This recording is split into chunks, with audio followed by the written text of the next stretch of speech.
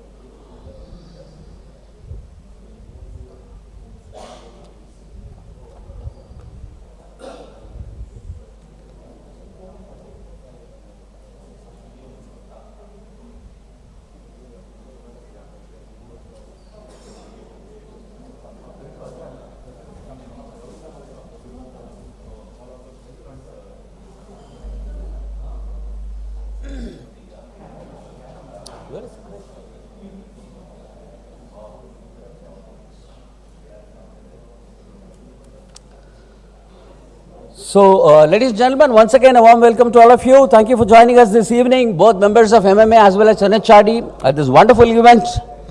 The release of the book and a discussion on the book called the CATALYSE, Power of a People Ecosystem by Mr. Krish Shankar.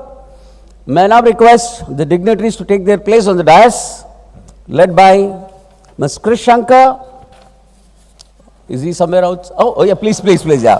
Ladies and gentlemen, let's welcome with a round of applause Mr. Stephen, Sudhakar John,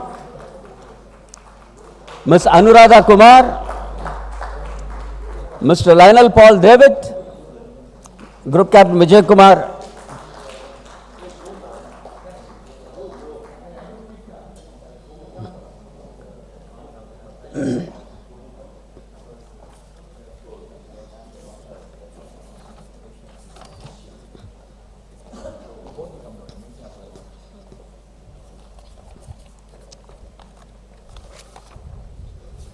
So here we are, we're all set to go, and just 2 minutes, you can briefly, I'll request Ms. Anuradha to come and welcome the gathering. Just to briefly tell you about Anuradha, she's a HR head of AstraZeneca, comes with about 20 years of service in talent management, talent acquisition and other functions of HR. Currently, she is the Honorable Treasurer NHRD. Ms. Anuradha, please. Good evening, everyone. A very warm welcome to our first ever in-person I think many of the formalities we have forgotten, like exchanging cards, coming and having a cup of coffee, exchanging a lot of networking opportunities. So great to have a real good gathering out here today in spite of the raising COVID cases. We have some really distinguished guests today with us, and we really look forward. Thank you, MMA, for partnering, and all the NHRD folks as well who are here. It's great to see that our objective of how we could develop our community, really create that expertise, is something that we see come true. So thanks everyone for being here, and we look forward to a great event today. Thank you, Ms. Anuradha. Ladies and gentlemen, the much awaited event of this evening, launch of the book. Before we have the fireside chat, may I request my team to come and, I request all the dignitaries to step forward to release the book this evening. Please come.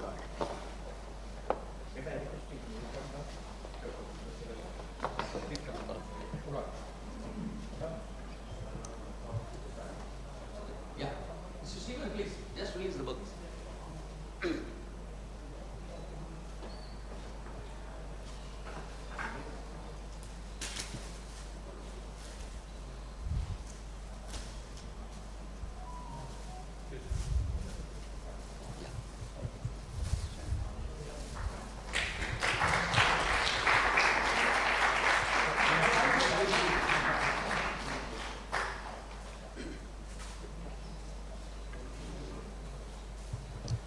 So, ladies and gentlemen, a big round of applause to Mr. Krish for having made this possible, and thank you, sir, for joining us this evening, making MMA as well as NHRD proud. And the books are available. You could please take those books, and it will be a wonderful personal collection of yours. And I'm sure on his behalf, I'm saying that he will also be glad to sign a copy of the book for your attention.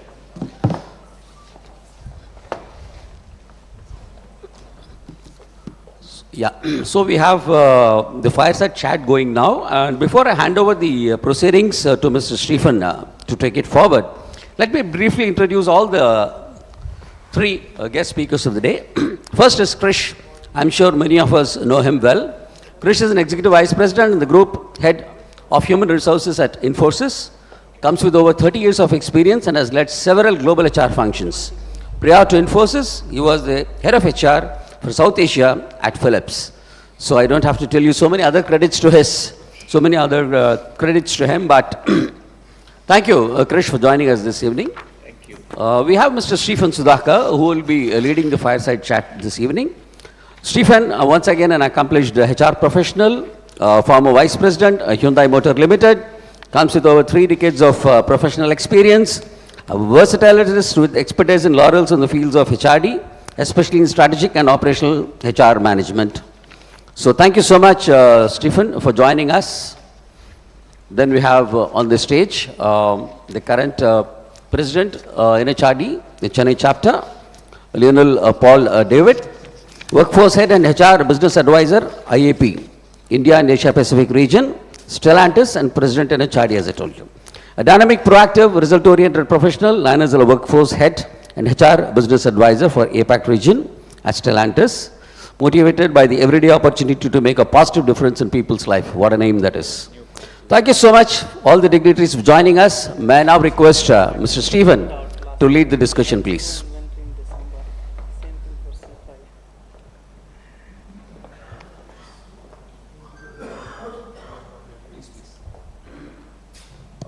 Good evening. Kind of a new avatar for me, because I officially retired from Hyundai as on 31st of March. So the brand introducing me has been the life that I was privileged with for the past almost 12 plus years. So the brand was always ahead of me there and kind of introducing me. And as I was preparing myself for this evening, I realized that I did not have even a business card with me. So I was just wondering, asking myself, how am I going to introduce myself?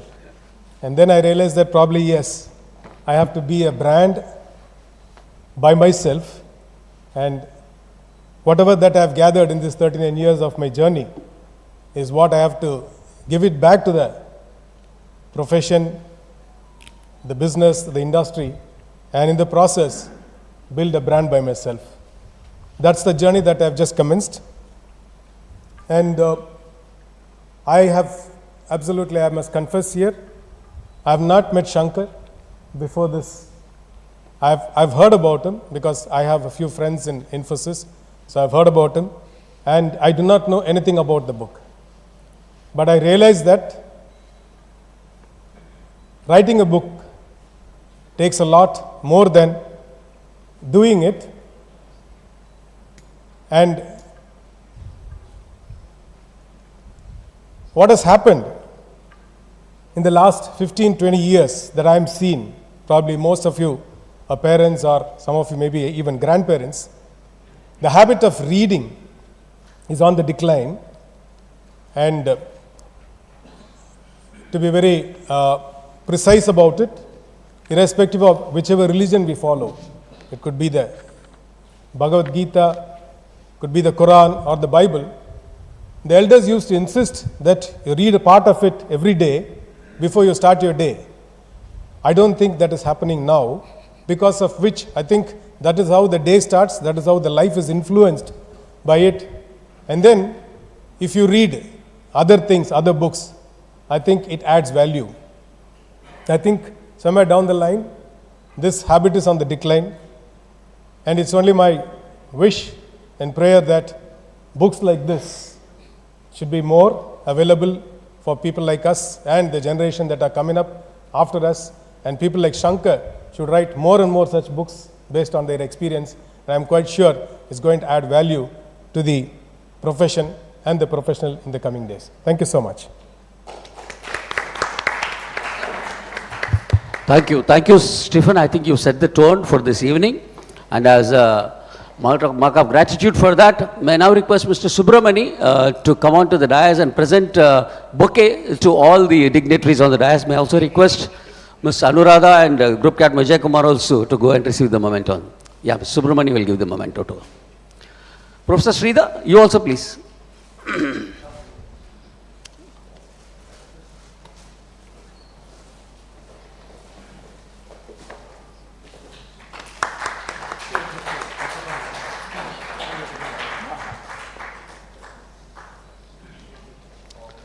To Mr. David.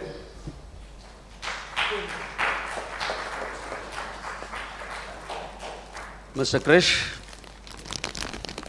Thank you. He's the lead. Ms. Anuradha.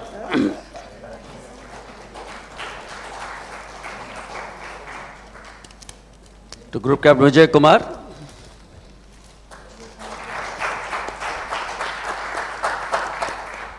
And Professor Sridhar.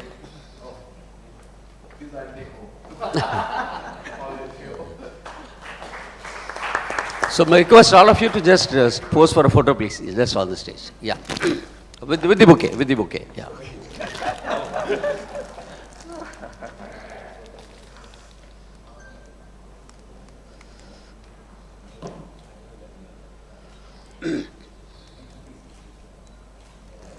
Thank you so much. So now I think we will leave Lionel Paul David and Krish, the man of the evening, to lead the dialogue. So here's Lionel Paul David leading the conversation. Mr. David, all yours, sir, please. Thank you so much. So it's like putting all Lego blocks together today evening. It's because there are a lot of links. Lego blocks are linked with a lot of linking blocks. So it's good to have Krish back, because Krish was the national president at the onset of COVID, and right during his tenure is when we stopped doing monthly meetings. So it's just a pleasant coincidence to have him here.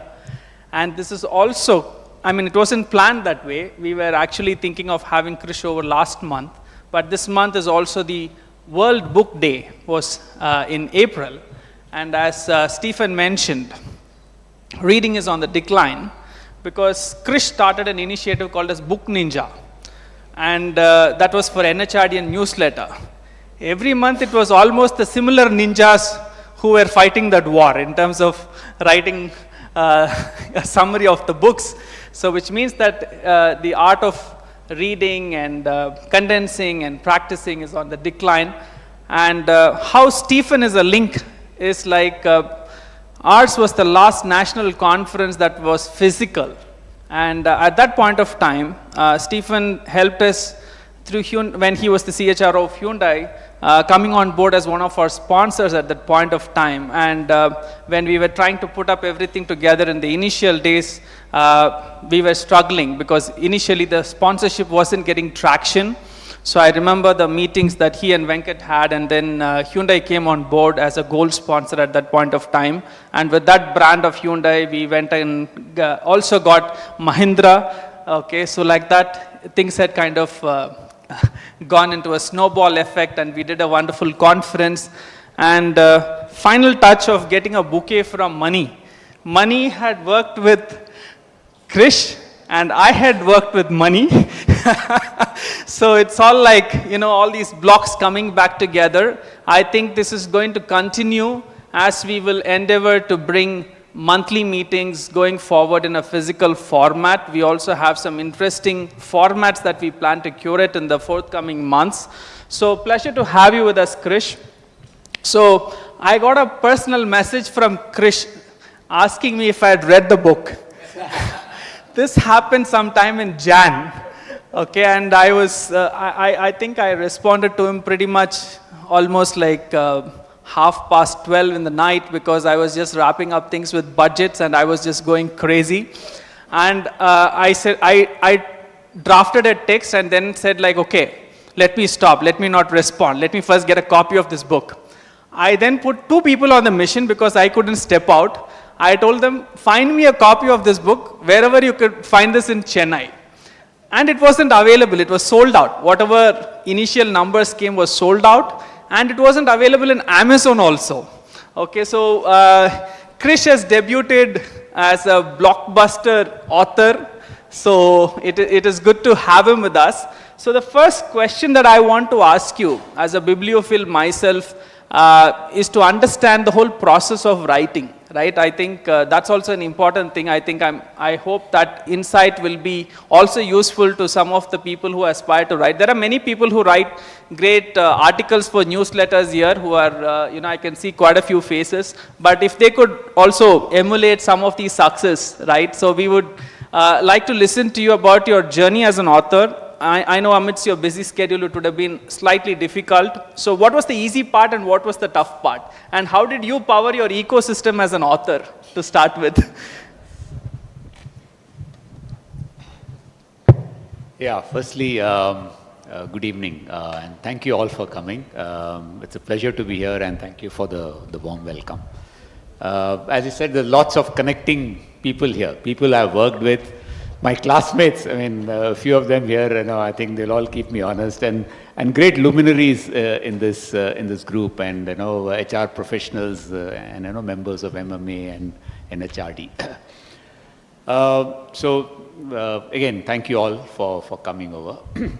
I think this book basically, on and off, I used to do a little bit of blog writing on LinkedIn or blog, not very often, once in 2 months, 3 months, I'll write something. And then, I thought people told me it was okay. And then it just happened by chance. My first boss in Hindustan Lever, my first boss means the head of the export business, Mr. R. Gopalakrishnan, who was a very prolific author. Yeah. So he came here once to NHRD in Bangalore, and he said, he did a session and he said, you should write a book and all. I said, I don't have the time. But he put a publisher on to me, and he told the publisher that he can write on HR, you talk to him. So for about a year, the publisher was after me saying, write something. And I said, listen, I can't do it. But during the pandemic, I think around July, August of 2020, generally I was sitting over the weekend, so I had some time and I kind of put all this thing. But thankfully, when I started writing it, it came out quite easily. And I didn't take too long. I mean, I started in July, August, and by December, I'd finished writing the first draft of the whole book, and then it was a little bit of that. It was just, I think the idea, three things that I had in mind. One was make it practical for people. Most of HR is too jargonistic or too process oriented, but make it very business oriented and very much what we call as outcome oriented. That was the first one. Number two, bring in lots of experiences from people that I know. Some of my own, but many others who worked with me. CEOs or CHROs and whatever they have done, I've tried to speak to them and bring their experience there. And there are a lot of examples from many companies, whether it's Unilever or Amazon or Airtel or whatever. There are many companies that are there in terms of examples. And thirdly, in the last 15 years, there's lots of newer, theory that's come in. Yeah? And a lot of new research and theory that have come in on emotions, on psychological safety, various things. And they were not really captured in many of our HR textbooks. So I've tried to bring that in. So it's basically a practical guide to any HR, putting some of the insights from many leaders that I've interacted with and just trying to put some theory. So that's it. I mean, I didn't mean to be a great author or anything. It just came together. And when I started writing it, they say flow, it flowed. Writer's block and it just flowed. On and off there would be something, but somehow and somewhere some bit of creativity helps. So suddenly I said, let's try and the way I positioned it as 10 different outcomes that we have to look at in business. So at least it helped me rather than look at silos. I looked at 10 foundational outcomes that any business needs out of its people. And personally, I can say Krish has a great way of connecting with youngsters, and he's done that in this book too. He's got Tanmay to kind of do these sketch notes, which is a very cool feature. So all these chapters are summarized by those cool sketch notes. And for much of my preparation for this conversation, it was actually not the book, but the sketch notes that helped me.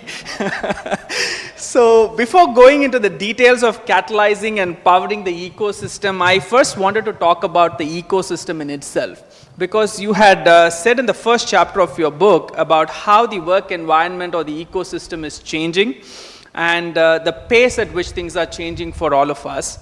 So I have two parts to my question. The first part is like, what are these changes that you're seeing which is cutting across all the industries? You spoke about sectorial changes that people need to be careful about and all of that, but I'm sure last year we also did this research about the HR in 2030 and we had some really useful insights there as well. So in your personal opinion, what are these changes that you're seeing that cuts across all the industries that kind of ties and which is common to everyone? Because we have in Chennai not people from one sector. Chennai is a hub for diverse sectors, so therefore it's a useful perspective to have. And the second thing is, how do you see them continue making an impact in the long term? Because today, post-COVID, everyone is bracing up for all these, firefights that they have to do today, but we need to also focus on the long term, which is something that you've articulated very well in your book.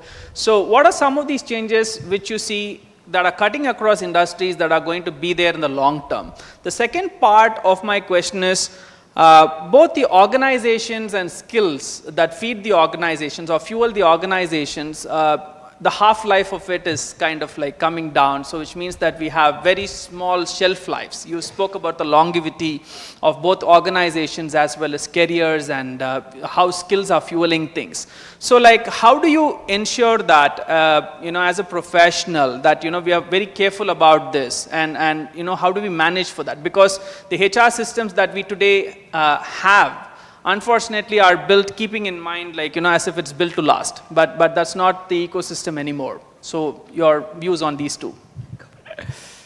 Well, I think let's look at the things that you people all see. Yeah, I think what are the mega changes that are there? I think there are 3 or 4 mega changes. One is, I think, the changes through technology. Yeah, I think you see it in every industry. Yeah, there's going to be more automation, and there's various studies which says that at least 60% of our jobs will be impacted by some kind of an automation. So there is automation which will completely, change many things that we are doing.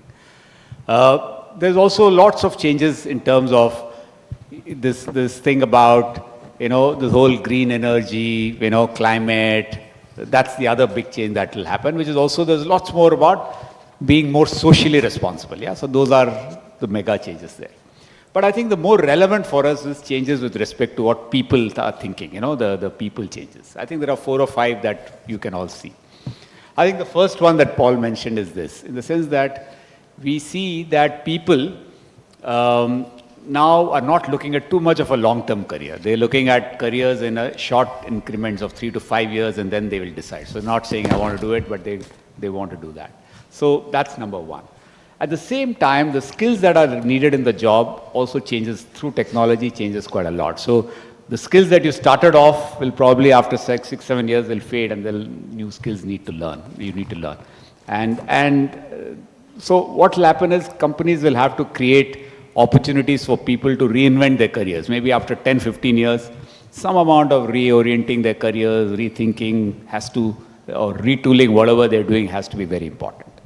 The second thing is this need for flexibility. Through the pandemic and through various other things, flexibility is becoming very important for people. Yeah, if you look at even now, IT industry, hardly 95% people are still working from home. Yeah, and they've liked that flexibility, and many people have seen that.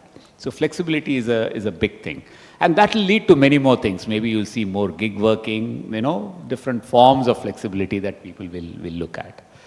I think the third area is really this focus on what I call as people now want to, because of so many options available, they want to really have meaningful jobs, this purpose kind of a thing. What am I doing kind of, and they're asking more of it. I think that's becoming very important in every organization, saying what is, how are people finding the jobs meaningful? Are they seeing that they are making an impact? So therefore, try and link that.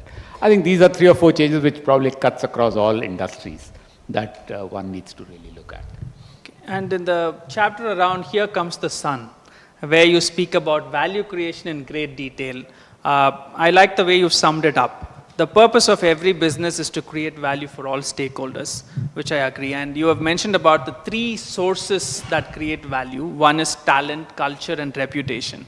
So in a talent marketplace where we have these dynamics which kind of ensure that what gets valued keeps constantly changing, okay? And with new seasonal flavors being added, while the underpinnings might be the same, right? What should HR professionals and business professionals to do to create value for talent, which they are not doing so far? And the second thing is culture. And the culture part is all the more critical when everything is changing around us. And it's also, in my view, a little bit a difficult part where a lot of times we kind of go about offsites and create things on paper, but putting it into practice, right, when the rubber meets the road, it's a completely different reality, right?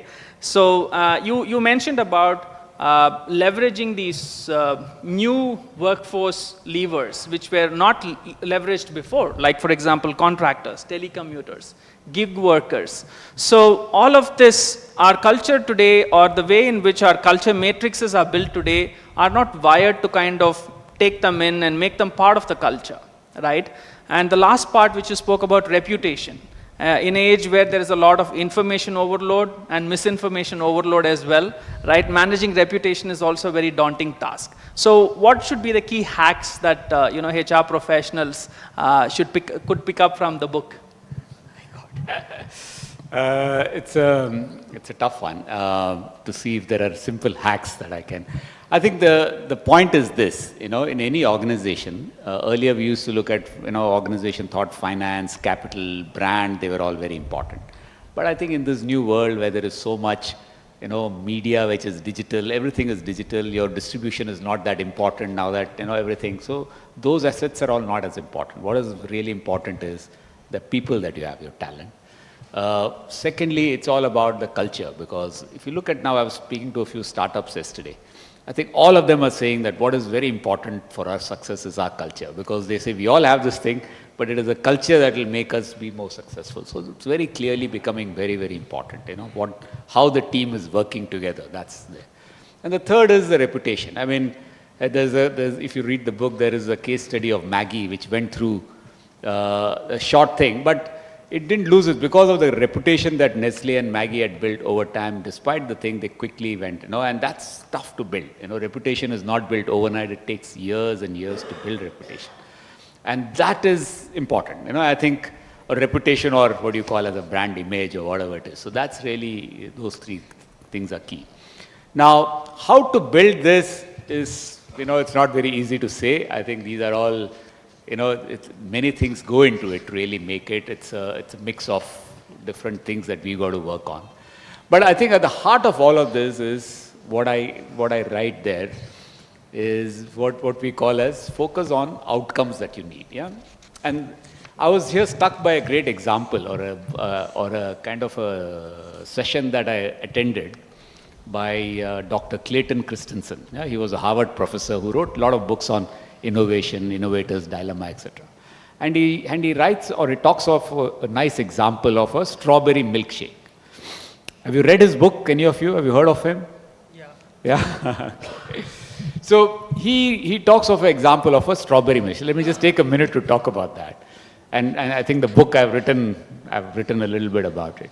So he's talking about a case study of a quick service restaurant, a fast food kind of a restaurant, which had made a product which was like a thick milkshake.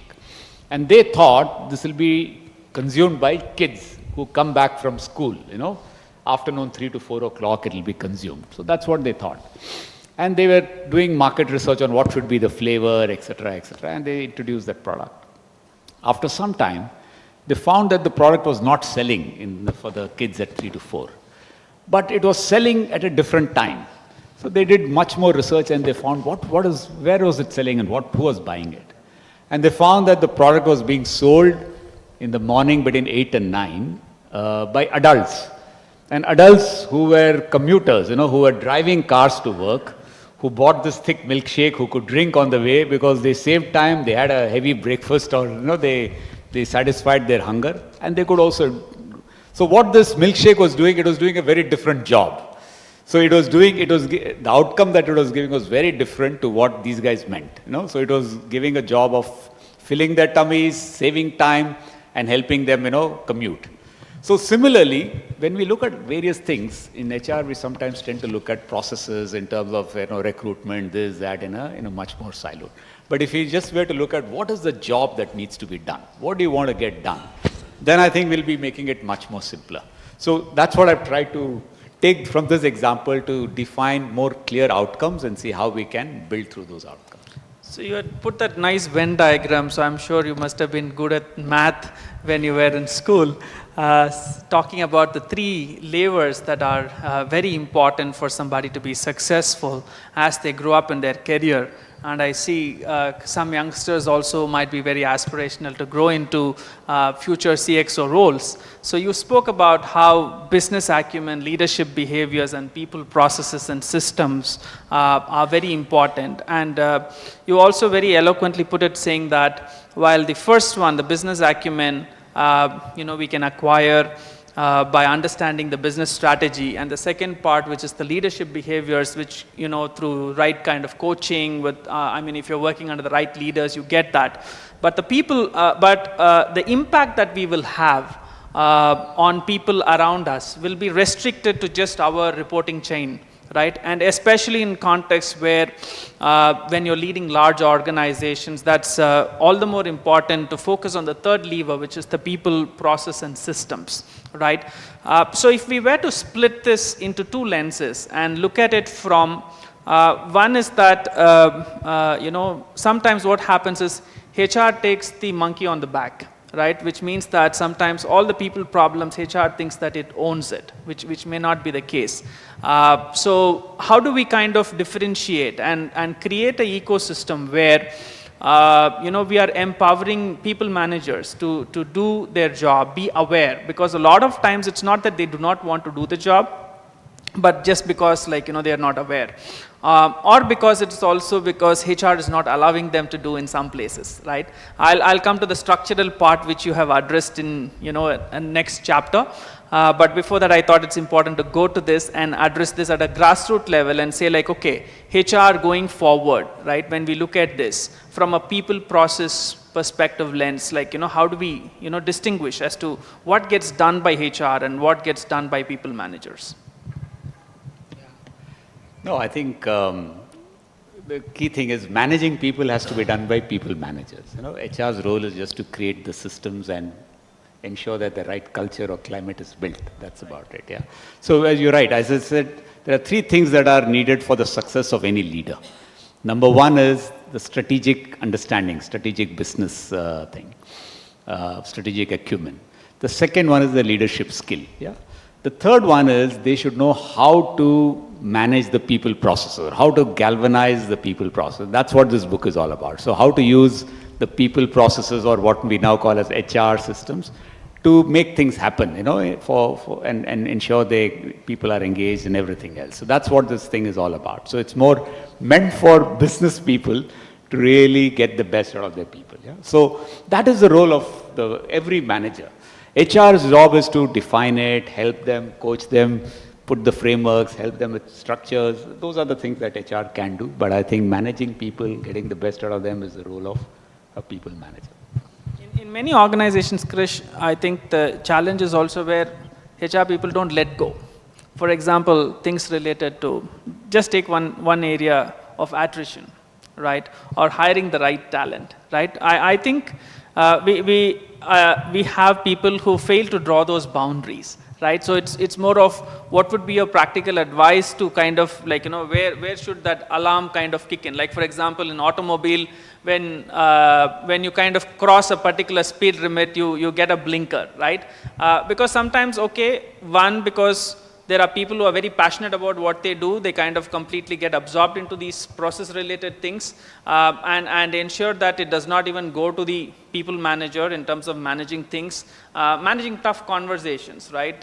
Sometimes, like, while we have to create the process and set things up, but many times it's a miss in terms of like where we draw that line, right? We take it up on ourselves. So, what should be the compass, Krish, for people in a very easy way to kind of say like, okay, fine, when I'm navigating through this is where, we draw this boundary. So where should the HR person, especially at the junior level, be cognizant of this? Oh, it's a tough call for young HR people, it's a tough call. I think normally, when they are there, HR is, let's not put it but HR is held responsible for many things. HR is held responsible, and the HR person who's managing the BPHR, whoever is there, is seen that, everyone says you have to get it done, and there are many things that may not be there. So I think what I would say is this needs more a dialogue with the business, with the leaders saying, okay, what it is. I think there are many leaders who are pretty cognizant, who are aware of the issues, and and take that ownership there. So I think what I would say, Paul, is this: HR, there are certain things that HR has to do, yeah. And I think at the levels that are there, junior levels, people tend to ensure that they are following processes, etc., etc. I think that's some part, but I think they have to step up and say, listen, I need to get this thing done. What can I do to change that? How do I coach the manager? How do I convince them? So if they change their role to saying my role is not getting this done, but to talk to the managers and others to make them do it, then I think, and there they can enlist any help. But they should not say that, listen, attrition is my problem. I'm going to work with them. I'm going to help them really manage it. And we'll work it together. And I think they've got to build that partnership. That's important. And I think nothing can be done by one person. It has to be done by people together. But the key is for us to really ensure that partnership. That's where all this OD stuff comes. You contract, you work as a partner with people, and then you can make it. Right. I like that example also which you had quoted about your experience, I think, during Unilever, where things weren't going and as per the plan that you had, and that then somebody had to kind of like, give you that alarm in terms of telling you as to like, okay, let's look at it from this lens of culture and things like that. I kind of picked this question up because recently when I was interacting with a few people in the youth council and understanding as to what's keeping them busy. So this came as an alarm. While this is very basic, I thought it was also addressed in your book. So I thought it's important that, they can use this as a guidebook to say, I think you've given 10 fundamental outcomes that we should look at and, draw those lines. So I think it's going to be a, great reference for many of them youngsters. And one of the favorite parts of the book for me is where you advocated very beautifully about creating organizations which are a land of hope and dreams. So couldn't have timed it better when engagement levels are dropping.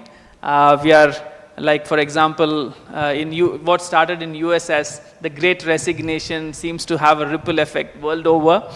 And I think it's also time when people are starting to realize that moving away from the culture of looking at it from an employee or a resource perspective into a people perspective as more and more talent is getting valued, right? Because post this pandemic, we are seeing that this always on culture, where it's taking a huge toll on the mental well-being, on the other areas in terms of overwork, productivity, because it sometimes becomes counterproductive. So you have spoken about, how right from job designs, workflows, autonomy, access to tools, information, and all of these challenges which are compounding on one side, and on the other side, HR needs to look at the current paradigm where we move from the function which is based on a perspective of resource to moving to the lens of an employee, right? So you've articulated that very well. So you've also advocated about tapping into the people science part of it, right? So your kind of insights into what HR professionals should kind of do more of in this space and what they should do less of, right? When they are looking at redesigning jobs, redesigning workflows, empowering people and not looking at it from a lens of just a resource. Yeah. So I think, most of it is basic common sense. Yeah, I don't think we should really make this into too much of a thing. A lot of it is common sense. I think the first thing that we need to do is have a little bit of empathy about what is happening. Yeah, so that's there. We talk of design thinking, but all that means is you understand what the users want and what are their issues. That's number one. That's the first step.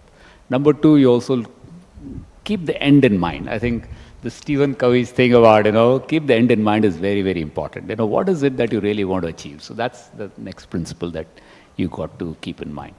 I think once you have all of this, I think the rest is all common sense. Yeah, I don't want to, it's not that complex, any of this is. We just have to manage these three, ensure that you align with all the stakeholders, you understand what is the issue, you kind of empathize and get more details about it.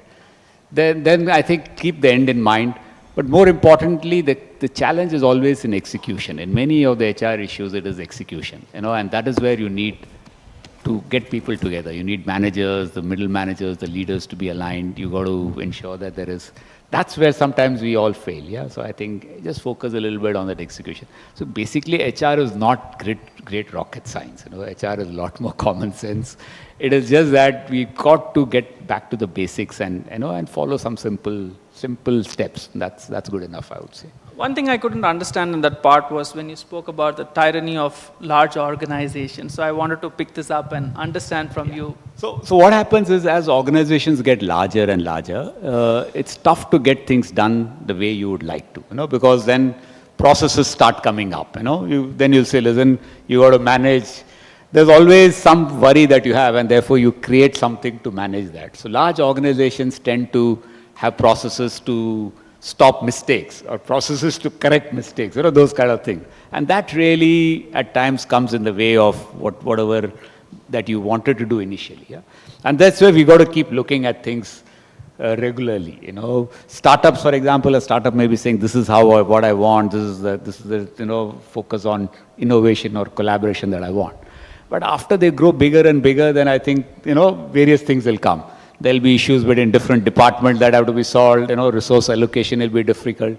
And therefore, there is this The larger the size, there will be newer complexities that come in, which creates issues in terms of how you want to deal with your people and your culture. So that is something we've got to be conscious of and how to manage it. All right. And the next one you spoke about is about I know you're a big fan of positive psychology, so you do a lot of reading in that area. So some of your recent applications that you have seen in terms of what's been picked up from there, because I think post the success of this nudge theory, I think a lot of attention has gone there. Many people have attempted it. So what are some of the successes that you've seen with positive psychology at work? Well, there are lots of interesting things, but let me just talk about just two simple ones. Yeah, I think the one thing is, I think one concept is the role of emotions. Yeah, in the past, people never wanted to bring emotions into decision making. We thought if you get emotions, it is not right, you know. But I think current research is saying that emotions play a big role. Yeah. For example, if you want, just taking a small, if you want great collaboration between two teams, what do you need? I mean, you can tell them you have to work together, you have to align goals, all of that you do. But at the heart of it is what are the emotions they are facing, right? If the emotions they are feeling there are emotions of, anger or emotions of, distrust, then you're not going to have anything there. Within the two teams, the two emotions that are needed to increase collaboration is the emotion of, let's say, gratitude, some thankfulness is there, and an emotion of compassion or empathy. That's all. So if you can get those two emotions, then I think everything will be done. So your focus should be, how do I get those emotions of, let's say, gratitude and compassion within the teams? Yeah, that's a simple application. And we can do it in many cases. So, make it simpler rather than complicating stuff. That's number one. Number two, a very interesting thing is, for great teams, one of the things that has come out is what we call a psychological safety. Yeah? And there's lots of research on what is psychological safety and how it is. And people have looked at psychological safety. That means what? It means that you are at your best. You're not worried about things. You're able to raise issues. You're able to get things done. Yeah. When do you do that? So there are 3-4 levels. Firstly, as a member, you feel safe as being a member. Then you feel safe being a learner. You feel safe being a contributor. Then you feel safe being somebody who questions the status quo. So those are the 4 levels of psychological safety, and how do you build it? So these are some things from positive psychology that we can easily build to ensure that you get the best out of teams. How do you see the implementation of these dynamic capabilities that you have spoken? Because today it's no more a very rigid framework that people have in terms of tapping into talent pools. So how do you see dynamic capabilities being in action today, and where do you see that in terms of its growth in the future? Because it kind of ties in, especially in IT industry where we are moving towards agile. No, I think dynamic capabilities is nothing like, as an extension of what was earlier called a learning organization. Yeah, in the sense that all you're doing is you're building capabilities which are not static. They are learning. It's like, the same AI and machine learning that you talk of. How do you put that in organizations? It's all about, does the organization learn and you also learn and say, let's keep on building it. That's about it. So the key thing about these dynamic capabilities is being conscious of it and getting people to learn and say, okay, these are the new things that we need to build. Yeah. So building more self-learning mechanisms into organizations. That's about it. So your learning mantra, Krish, your personal way of learning, because you're a voracious reader, you find time to listen to podcasts. I remember you will review everything that even we record and give us feedback. So I never knew as to where you found time. So I know you epitomize learning at its best. So if you can give us some of your tips, so that there are many of them who aspire to kind of pick more books or pick more courses, but the completion rates, especially when I was looking at MOOCs that are introduced in organizations, right? Many people enroll, but find it very difficult. I think I do not know if it's a question of being more organized or anything else. So what is your view on that? No, I think we can learn from many ways. Firstly, I think I learned a lot from my people I worked with and my classmates. We have Pandirajan here, we have Ganesh Chella, these are all people who you can learn a lot. You're talking about me being good in maths. I was not good. I mean, Pandi was the master of maths. in our class. So I think we learn a lot from people like my classmates, is number one. People you work with, I think you can, talk to them and learn. But there are other things. For example, sometimes I find social media is a good way to learn. There'll be good ideas. You follow the right people. Then you can get some good ideas. You read it. As you said, podcast is good. I do it because if I walk for 40 minutes, I listen normally to a podcast. Or my drives, in my going, wherever I'm driving, I look at some of this thing and read something new. So it's not that I have much time. It's just that whenever a little bit time you get, you try and do that. So I think you can pick a lot from, even Twitter and LinkedIn, I think. If you, for example, I'll say, if you say, you want to follow one professor, Amy Edmondson, she will forward something, and there'll be some very interesting ideas that you can learn. So I think reading is important. I see people have stopped reading because they're now gone into short videos, but I think reading gives you, so I would recommend take a book, one or two books, a couple of months, try and read it. That's always useful. So before we open up to audience questions, there was one other aspect which I definitely wanted to touch upon, which is like building a fair and equitable workplace is today no more a choice, because I think HR at the time when you might have started was more of a compliance function in terms of like, okay, look at compliance more seriously than like, going beyond. But in a place where talent is more valuable than ever before, we cannot just stay put there, and organizations are doing their best.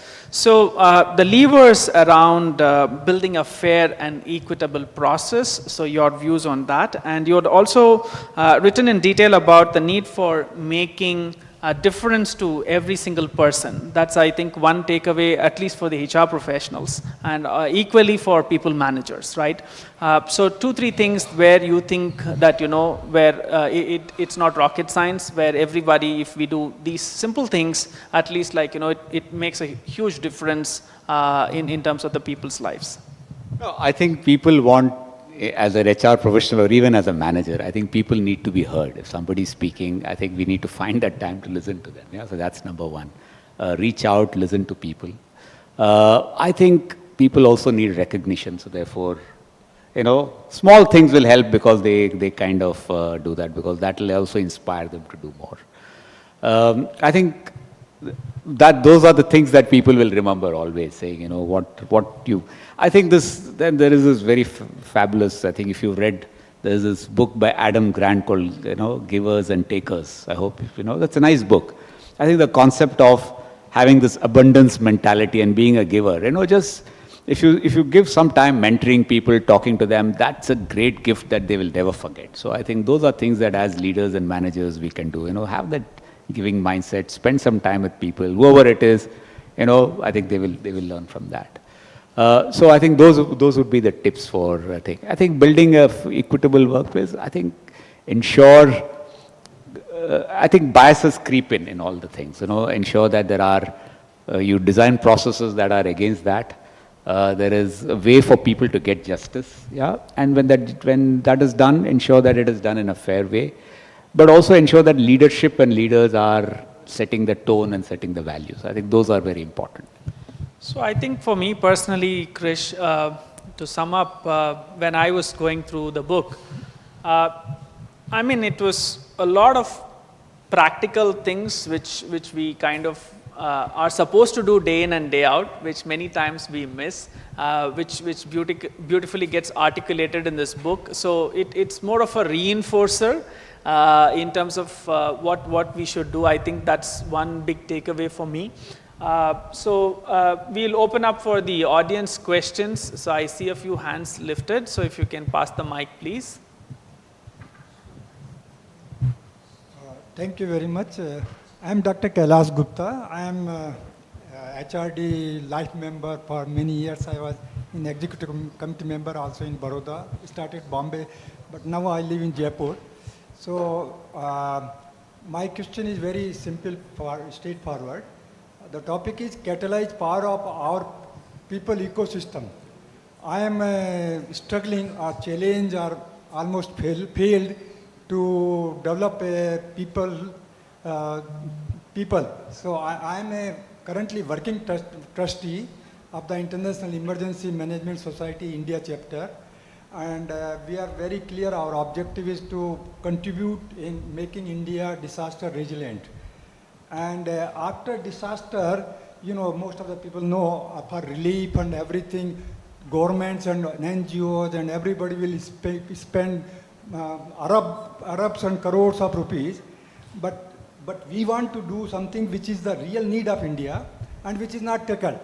For example, crowd. Sir, please ask your question, please. Yeah, question, Others coming, also. Coming to question. Yeah. My question is, you know, the objective is like crowd management. We are part of the Jaipur Literature Festival and other things we are doing. But my question is, I am not able to create a core group of team or ecosystem and other people, catalyze other people, forget about that. But even the core system, about 4 or 5 people who are willing to devote their time for the cause. So how do I go about it? So you're not getting the people to help you with this? Yeah, and I want only time. I don't want money. And I've been spending my more money and I'm willing to. So you want more volunteers, you're saying, to help you? Committed volunteer. Maybe even 3, 4 are there, some core team or critical mass, then it can spread. So I don't know, I'm a failure, total. And I'm MBA from Ahmedabad, I'm done PhD from USA, and I'm electrical engineer, but I'm total failure. So it is okay to be failure. Yeah. But how do I go about it? No, I think it's a good question. Yeah, it's a good question. Answer is, I think you'll have to find people who are passionate about what you want to do, right? How do you find people who are passionate? I'll give you an example, yeah? Sit down, I'll give you. We are all part of NHRD, right? NHRD, you're also a member. We need people to really work as volunteers. If you take 10 people who are interested, I can tell you 8 of them won't spend time. Yeah, that's my experience. 8 of them won't spend time, everywhere. Now, how do you find who's interested? You got to find their passion. So what we do is we create a group of what we call as young leaders. We call this saying, who's interested, come. Let them do some work. About 15 people are there. Out of that 15, we'll find 3 or 4 who are more committed. Then we say, now you come onto the committee. So you see, you have to test it out. You got to do something, see who are the people who are much more attending your events, writing, talking. Then you enlist them. So I think we're also running volunteer organizations. It's not easy. I think your challenge is right. But how do you find people who have the drive to do it? You know, who are not driven.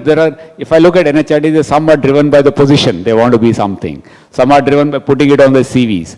But there are some who are passionate about doing something. So you have to find those. And that will only be when you see them, when you get them to do small things. And then you'll find who are the right people. Yes? Yeah. I am Venkateshwaran. You made a beautiful presentation. Both of you did trigger a lot of thoughts in our mind. My question is, even companies like Infosys, Wipro, TCS, they face the most challenging task is attrition. Has HR facilitated the attrition, or how has it helped in stopping it or reducing it? Because I was head of HR in a bank. The attrition rate was almost 0. Why it is not so in case of IT companies? And you said about technology. Technology, at one point of time, as a head of HR, I was knowing each and every member of my staff over a period of 10 years at least, 5 to 10 years. Does it happen in IT industry? Is it that reason that alienates people?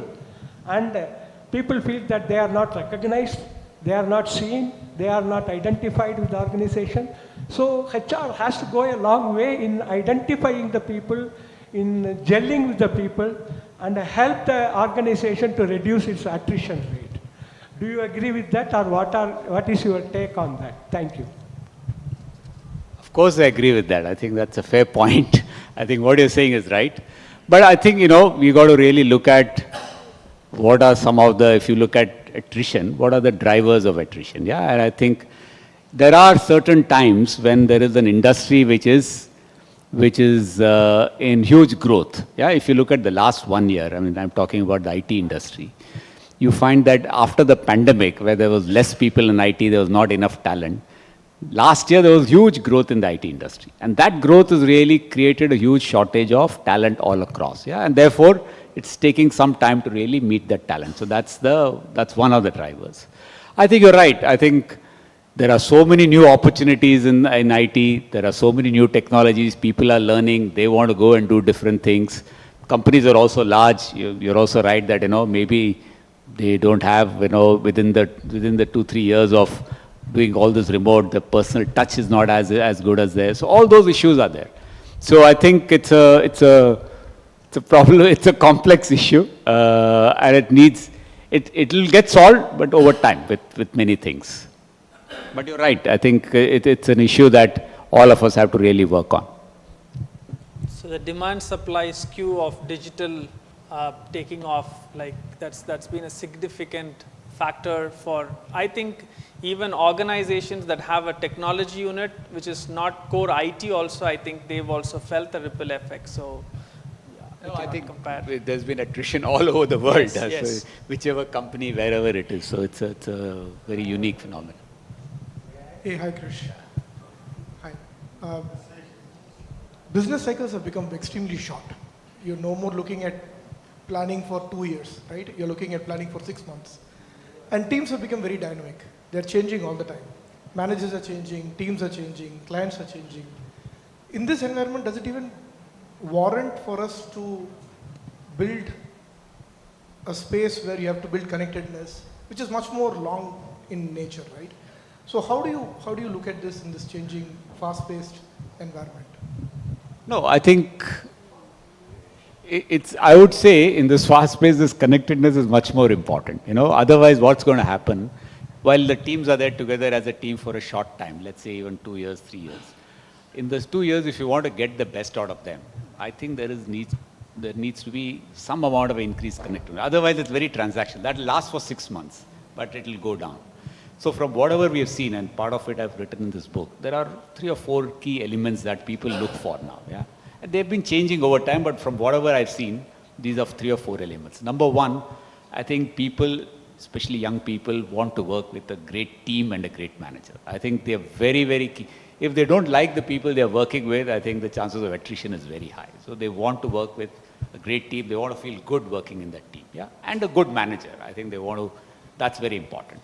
The second thing that's really coming up is recognition. I think that's becoming much more important over time because it's also partly our society, partly social media, partly this, the need. If you go look at LinkedIn, you just put 10 posts, there'll be 5 which is talking about, I've got this recognition, I've got this recognition. Because there's so much talk about it.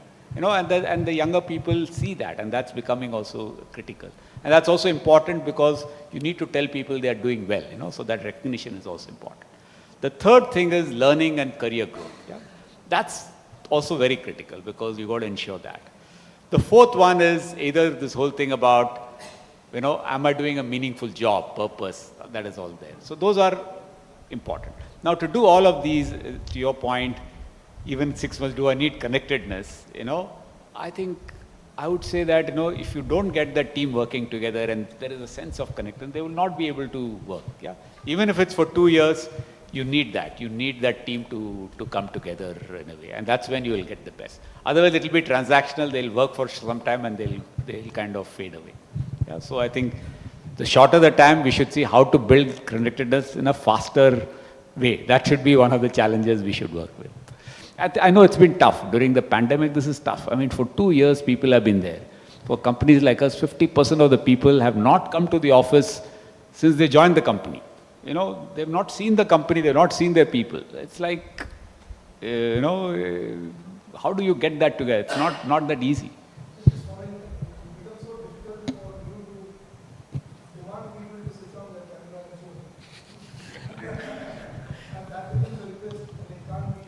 It can't be.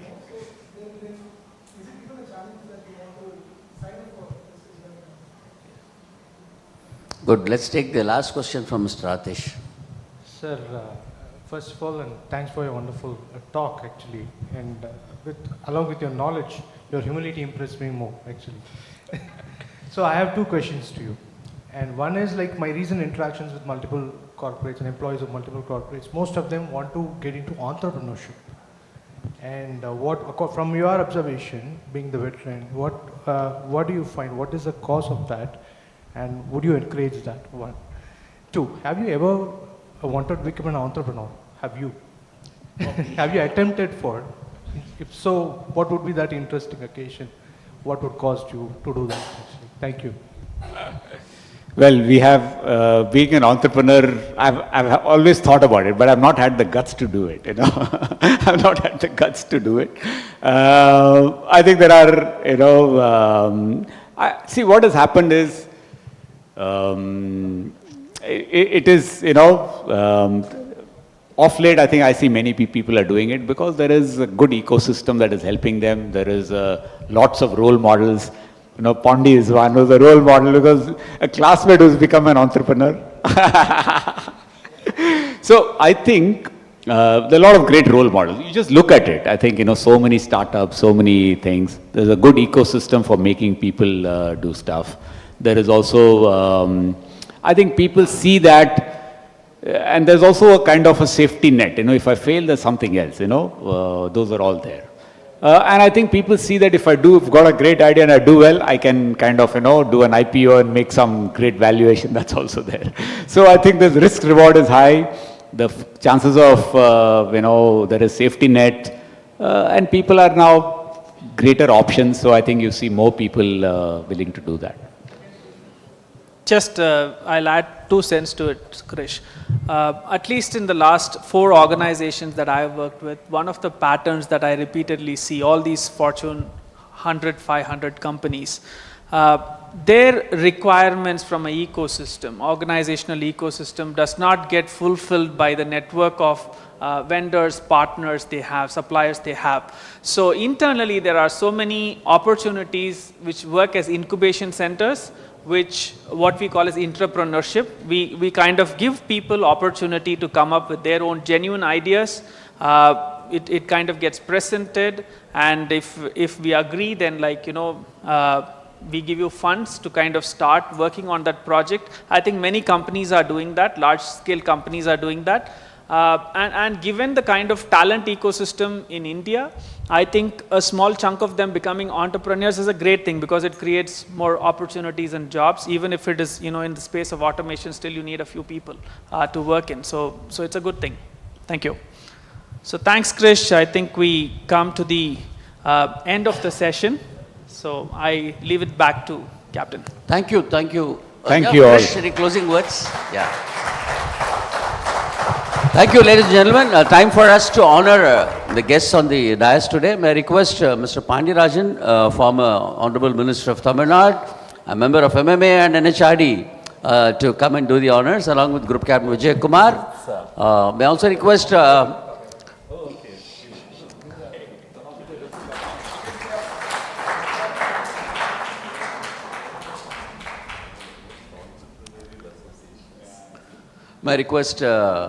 Mr. David also to receive us. Mr. Stephen, may I request you to come on? May I request Mr. Stephen also to come and receive a memento, please. Ms. Anuradha.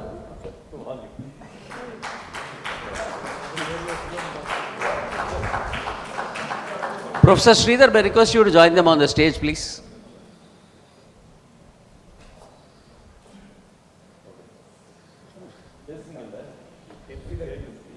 Professor Sridhar.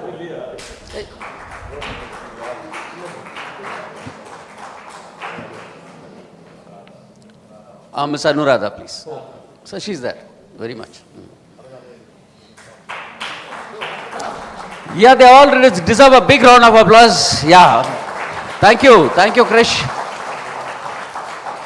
Ma'am, a photograph, if you could just, yeah, one photograph, please. Yeah.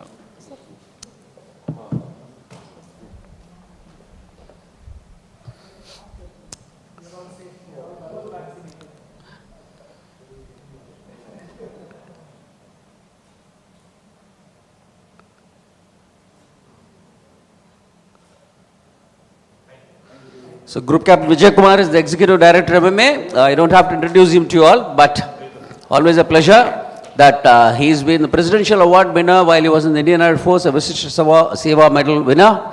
He's heading MMA since 2007. May I request him to deliver the word of thanks, please? Thank you, Venkat. Thank you. I think there are so many people to be thanked. First, members of NHRD for choosing MMA to co-host this event and coming here. And it's indeed a pleasure to receive you, and we look forward to seeing you more. Mr. Krish is always, I'll walk miles to listen to you, because we had a couple of programs online, and you are so popular with MMA members. Good you could make it today, and large number of viewers are watching this program. More than 800 people are watching this online today through our various social media portals. And also Mr. our President of NHRD for choosing MMA to come and do the event with you, and it's always a pleasure to work along with you. If you don't know what to do, we have worked together so many things, but not being in Mumbai doesn't make, we will continue to have a good relationship with you. We look forward to seeing you more, and Sridhar, good to have you with us. And Mr. Pandirajan, it's always a pleasure to have you with us at MMA, and you make all the difference by your presence for this evening. Thank you so much. Once again, all the viewers watching this program live from various social media portals, thank you so much. Once again, I would like to wish all the NHRD members and members of MMA, thanks for joining, and please come and use the facility. We've got outstanding library with over 3,000 ebooks and 1.2 million research papers which you can refer, and also we have some lovely boardroom, other facilities. Please do come and join, because you are the people who make us really work hard to bring you some outstanding programs. And thanks for staying here. Stay safe, stay healthy, and wear the mask when you go out, because it is good to wear them, and stay safe.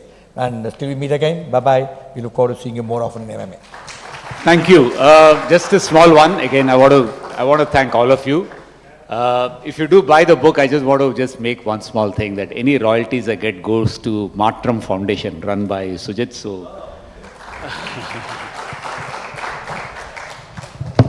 I just did the theatrical preview, so you can buy the book, read it, get it also signed by Krish. Thank you.